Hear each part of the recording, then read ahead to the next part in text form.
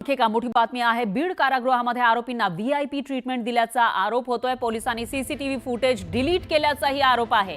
देशमुखांचे कुटुंबीय दादासाहेब खेडकर यांचे सुद्धा आरोप आपल्याला पाहायला मिळतात। तर मुख्यमंत्र्यांकडे आजच लेखी तक्रार करणार असल्याचंही त्यांनी सांगितलेलं आहे। वाल्मिक कराड जो जेलमध्ये आहे आणि त्याला व्हीआयपी ट्रीटमेंट दिली जाते असा आरोप वारंवार देशमुख कुटुंबाकडून केला जातोय। त्याचबरोबर काल एक निनावी पत्रही देशमुख कुटुंबियांना मिळालं होतं। त्याच्यामध्ये वेळ काळ कोणी कशा पद्धतीने व्हीआयपी ट्रीटमेंट दिली त्याचा लेखाजोखा दिलेला होता आणि याच्यानंतर मात्र ते जे सीसीटीव्ही फुटेज आहे ते डिलीट केल्याचाही आरोप आता होऊ लागलाय।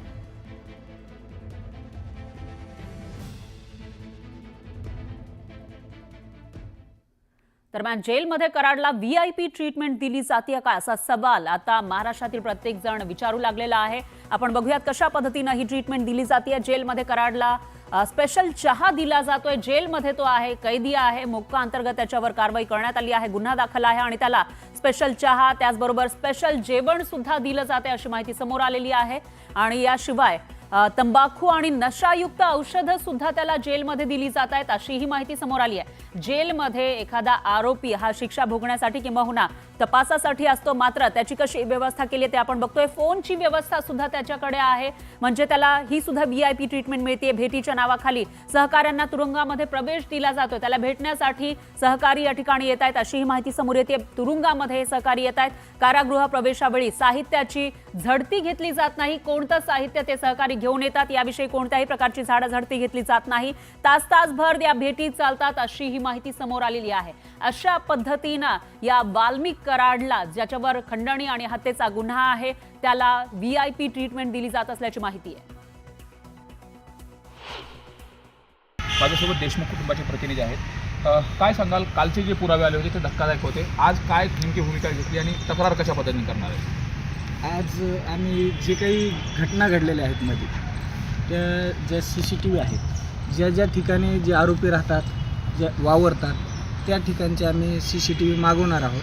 तर बराक नंबर 9 असेल किंवा इतर ठिकाणी जे आरोपी ठेवलेले आहेत त्या आरोपींचं आपण आज सीसीटीव्ही माहितीच्या अधिकारात मागवणार आहोत।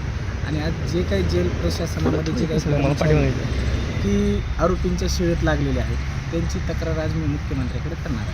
मात्र आपण जर बघितलं तर ज्या पद्धतीने मी तक्रार केली होता त्यामध्ये सीसीटीव्ही बंद देखील केला जातो, काही फुटेज लिंक करण्याचं देखील आता